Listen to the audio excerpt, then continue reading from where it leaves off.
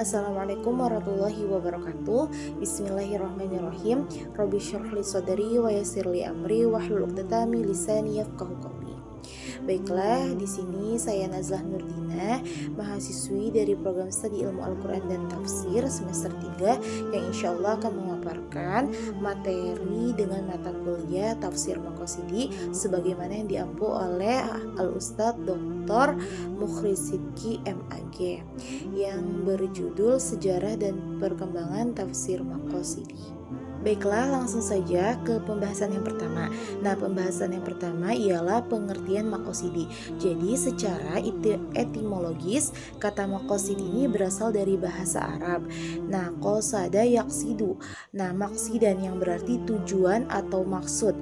Nah, sedangkan secara terminologis maqasid asyariah ini merujuk pada tujuan yang ingin dicapai oleh syariat Islam melalui penetapan hukum-hukumnya, baik yang bersifat umum ataupun khusus.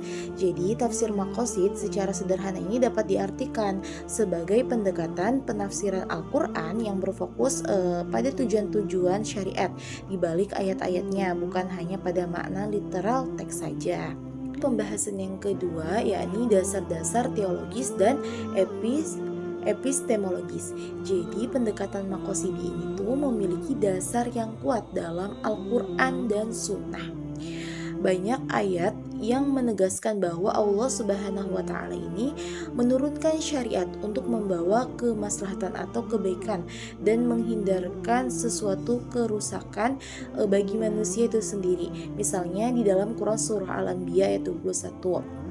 Nah, di ayat ini menunjukkan bahwa seluruh syariat Islam termasuk hukum-hukum dalam Al-Quran ini memiliki tujuan yang universal atau umum, yaitu menghadirkan rahmat dan kemaslahatan atau kebaikan. Nah, begitu pula di dalam Quran surah Al-Maidah ayat 5. Allah juga di dalam Quran surah Al-Maidah itu menyebutkan tujuan dibalik perintah bersuci. Nah, maka dari itu ayat-ayat ini memperkuat hukum dalam Al-Quran bukan sekadar aturan yang normatif, tetapi sarana untuk mencapai kemaslahatan atau kebaikan dan kebersihan jiwa dari seseorang tersebut. Baiklah, langsung saja ke pembahasan ketiga, yakni perbedaan tafsir maqasidi dengan pendekatan tafsir lainnya. Nah, tafsir tahlili ini kalau misalkan fokusnya lebih ke penjelasan ayat demi ayat, sedangkan tafsir maudhu ini lebih ke tema tertentu dari berbagai ayat. Sedangkan tafsir maqasidi ini sendiri fokusnya lebih ke tujuan syariat dari ayat tersebut. Lalu untuk metodenya, tafsir tahlili menggunakan linguistik riwayat dan qiraat, sedangkan tafsir maudhu'i menggunakan metode pengumpulan ayat dan analisis tematik. Nah, untuk tafsir maqasidi ini sendiri untuk metodenya mengidentifikasi maqasid, analisis tujuan. Nah, kalau misalkan untuk hasil dari tafsir tahlil sendiri menggunakan pemahaman literal dan historis, sedangkan tafsir maudhu itu hasilnya dari pemahaman tematik. Nah, kalau misalkan untuk tafsir maqasidi ini sendiri hasilnya dari pemahaman fungsional dan kontekstual. Nah, contoh dari tafsir tahlil ini sendiri ialah tafsir At-Tabari dan Ibnu Katsir, sedangkan tafsir maudhu'i itu dari tafsir Al-Farahi dan Said Qutb. Nah, sedangkan untuk tafsir maqasidi sendiri itu dari tafsir Ibnu As'ur dan Jasir Auda. Nah, perbedaan utama tafsir maqasidi itu terletak pada fokus tujuan atau purpose orient. Nah, pendekatan ini tuh tidak menafikan tetapi menganggap teks ini tuh sebagai pintu menuju makna yang lebih tinggi lagi, yaitu maqasid, tujuannya ilahiyah. Baiklah, pembahasan yang keempat ini ialah sejarah dan perkembangan tafsir maqasidi. Jadi konsep mencari tujuan di balik hukum agama atau maqasidi ini tuh bukanlah hal yang baru. Ia sudah ada sejak awal Islam. Hanya saja belum punya nama formal. Perkembangan ini bisa kita bagi menjadi beberapa bagian atau menjadi beberapa masa. Nah, masa yang pertama ini ialah masa taksis atau masa peletakan dasar. Jadi pada masa ini tuh adanya di fase Nabi hingga para tabi'in. Nah, meskipun pada masa itu istilah tafsir maqasidi ini belum ada, akan tetapi nilai-nilainya ini sudah dipraktikkan dalam kehidupan sehari-hari. Nabi Muhammad SAW dan para sahabat pada masa ini tidak hanya menjelaskan apa arti sebuah ayat, tetapi juga mengapa ayat itu diturunkan, menjelaskan ya mengapa ayat itu diturunkan dan apa tujuan moral dan hukum di baliknya. Contohnya yang paling jelas, Umar bin Khattab ini sahabat Rasul pernah menangguhkan menunda hukuman potong tangan bagi pencuri saat terjadi musim kelaparan hebat. Nah, maqasid syariat yang paling utama di sini adalah menjaga jiwa hifzu an-nafas dan menghindari kezoliman. Jadi pada saat itu mencuri karena terpaksa atau kelaparan dianggap berbeda dengan mencuri karena niat jahat. Jadi pada masa ini atau masa taksis, tafsir ini sudah ada sejak awal dan sudah mengandung prinsip rahmat dan kemaslahatan serta keadilan. Nah, yang kedua ini ialah masa tadwin. Jadi masa kodifikasi ilmu. Nah, jadi pada masa ini ulama mulai menulis ilmu secara sistematis dan konsep maqasid mulai dirumuskan secara tertulis dan formal. Maka pada masa At-Tadwin ini tokoh besar seperti Imam Al-Ghazali merumuskan konsep 5 tujuan pokok syariat yang sudah terkenal sebagai Ad-Daruriyat Al-Khamas, yang mana diantaranya dari Ad-Daruriyat Al-Khamas ini yang pertama ialah menjaga agama, lalu menjaga jiwa, menjaga akal, menjaga keturunan, dan menjaga harta. Nah, konsep ini menjadi pondasi utama dalam kodifikasi ilmu. Lalu Imam As-Satibi juga dalam bukunya Al-Muwafaqat beliau menegaskan bahwa seluruh syariat Islam diturunkan untuk merealisasikan kemaslahatan atau kebaikan bagi manusia di dunia dan di akhirat.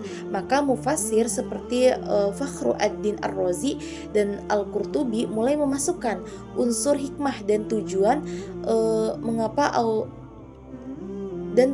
Allah dalam menjelaskan ayat-ayat hukum dan ayat tentang alam semesta.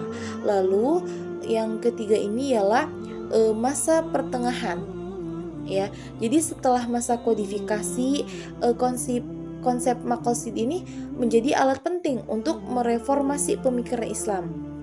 Jadi pada abad ke-19 hingga ke-20, tokoh seperti Muhammad Abduh dan Rashid Ridho melalui tafsirnya ialah tafsir Al-Manar menolak penafsiran yang terlalu kaku atau tekstualis dan mengajak umat kembali kepada ruh tujuan syariat agar umat Islam bangkit. Nah, maka pada saat itu ulama modern menyadari perlunya relevansi dari Al-Quran itu sendiri terhadap isu-isu keadilan sosial, pendidikan, dan hak asasi manusia. Maka tafsir maqasid di sini menjadi alat utama dalam pembaruan hukum Islam atau dalam ijtihad. Nah, Fazlur Rahman memperkenalkan teori double movement, memahami konteks masa lalu, menerapkannya pada masa kini yang menjadi dasar kuat metodologi dari maqasid modern itu sendiri. Nah, lalu yang keempat ialah masa kontemporer atau masa modern. Nah, pada masa ini maqasidi berkembang menjadi ilmu yang lebih metodologis dan sistematik. Nah, maka Muhammad At-Thahir Ibnu Ashur secara eksplisit menjadikan pemahaman maksud Allah ini dalam syariat sebagai kunci tafsir yang benar. Nah, maka akademisi seperti Jasir Auda memperluas maqasid menjadi pendekatan yang sistematik atau nizamiyah, menekankan dalam keterbukaan dan keadilan yang universal dalam menghadapi tantangan global. Baiklah, pembahasan yang selanjutnya ialah contoh penerapan dari tafsir maqasidi dalam ayat. Jadi tafsir maqasid ini tidak hanya bersifat teoritis, akan tetapi juga bersifat praktis nih. Misalnya dalam ayat tentang zakat. Jadi tentang zakat ini tuh tidak hanya difahami sebagai kewajiban finansial, akan tetapi sebagai sarana pemerataan dalam bidang ekonomi.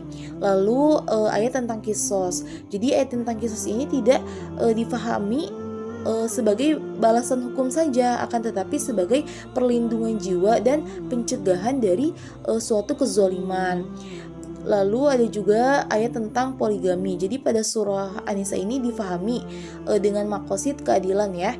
Jika seorang suami tidak mampu berbuat adil, maka maqasid syariat di sini menuntut monogami demi menjaga hak dari perempuan tersebut. Maka tafsir maqasidi menekankan nilai keadilan di atas teks literal pada periode ini. Periode apa? Periode poligami. Maka penafsiran Al-Quran mulai memasukkan hikmah dan tujuan dari ayat tersebut ya.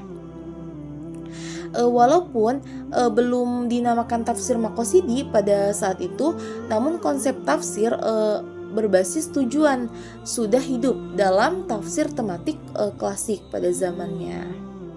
Pembahasan yang terakhir ialah manfaat dari mempelajari sejarah dan perkembangan tafsir maqasidi.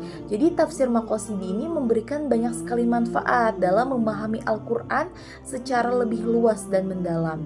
Nah, maka dengan kita mengenal tafsir ini, kita tidak hanya mengetahui arti kata atau hukum secara literal saja, tetapi juga memahami hikmah dan maksud Allah Subhanahu wa Ta'ala di balik setiap ayat yang diturunkannya atau disampaikannya.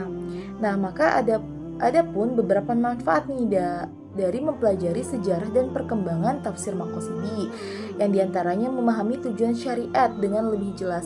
Jadi tafsir maqasid di sini membantu kita memahami bahwa setiap ajaran dalam Al-Quran ini memiliki tujuan seperti menjaga agama, menjaga akal, jiwa, harta, dan keturunan. Maka hal ini membuat kita lebih bijak lagi dalam mengamalkan agama, bukan sekadar mengikuti teks secara kaku. Lalu yang kedua ialah menjawab masalah zaman modern. Jadi dengan pendekatan maqasid, ajaran Al-Quran ini dapat diterapkan dalam kehidupan modern seperti persoalan sosial, pendidikan, teknologi, ekonomi, hingga hak asasi manusia. Nah, maka tafsir ini tuh menunjukkan bahwa Al-Quran di sini selalu relevan sepanjang zaman atau sepanjang masa ya. Lalu yang ketiga ialah menghindari pemahaman yang sempit dan ekstrim. Jadi tafsir maqasid ini mengajarkan moderasi dan keseimbangan dengan mengetahui tujuannya. Jadi maksudnya kita tidak mudah terjebak nih pada pemahaman keras atau radikal, akan tetapi kita juga memahami esensi rahmat dan keadilan dalam Al-Quran yang telah Allah jelaskan. Lalu yang selanjutnya ialah menghidupkan semangat ijtihad dan pemikiran kritis. Jadi mengetahui perkembangan tafsir maqasidi itu sendiri dari ulama klasik hingga kontemporer mendorong kita untuk terus berpikir kritis dan kreatif dalam memahami wahyu, bukan hanya meniru tanpa pemahaman. Lalu yang terakhir ialah membangun sikap toleran dan humanis. Jadi pendekatan dari maqasid ini sendiri tuh memprioritaskan nilai-nilai kemanusiaan. Kasih sayang dan keadilan ini tuh membantu untuk membangun sikap toleransi dalam kehidupan bermasyarakat yang beragam. Jadi pada kesimpulannya, tafsir maqasid di sini merupakan pendekatan penafsiran Al-Quran yang tidak hanya berhenti pada pemahaman teks secara literal saja, akan tetapi menggali tujuan, hikmah, dan kemaslahatan yang ingin dicapai oleh syariat. Nah, maka perkembangan tafsir maqasid telah melalui perjalanan yang amat panjang, dimulai sejak masa taksis zamannya Nabi Muhammad SAW hingga pada masa modern sekarang. Maka dengan demikian, tafsir maqasid di sini sangat memberikan kontribusi besar dalam memahami Al-Qur'an, baik secara lebih relevan, moderat, dan humanis. Maka pendekatan ini menjadikan Al-Quran bukan hanya kitab hukum, tetapi juga pedoman kehidupan kita sehari-hari yang penuh hikmah dan kemaslahatan. Mungkin cukup sekian yang bisa saya sampaikan. Kurang lebihnya saya mohon maaf. Wabillahi taufiq wal hidayah. Wassalamualaikum warahmatullahi wabarakatuh.